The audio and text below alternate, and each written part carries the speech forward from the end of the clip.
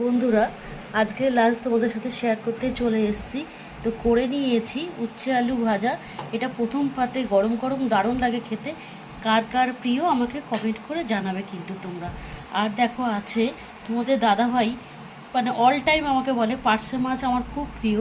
তো সর্ষে বাটা দিয়ে করি, আজকে করেছি। দেখো, এটা হচ্ছে বেগুন দিয়ে জিরে ভাজা করে ঝোল, দারুণ লাগে খেতে গরম ভাতে। আর পার্শে মাছ তো ইলিশ মাছের মতো খেতে হয় বন্ধুরা, তোমরা জানোই।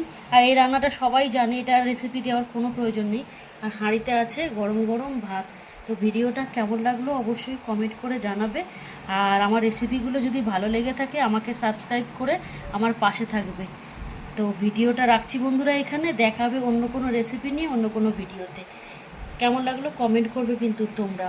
আর পার্শে মাছ আর কীভাবে করা যায় সেটাও আমাকে কমেন্ট করো। আর আমি উচ্ছে ঝোলটা করি একটা মানে কি দিয়ে বলো তো, রাঁধুনি ফোড়ন দিয়ে, ওটাও কিন্তু খুব ভালো লাগে। আর পেঁয়াজ দিয়ে ভাজি, আজকে পেঁয়াজ দিয়ে ভাজিনি, এটা দিয়ে ভাজো। টাটা বন্ধুরা, রাখি তাহলে। কমেন্ট করো কিন্তু কেমন লাগলো ভিডিওটা।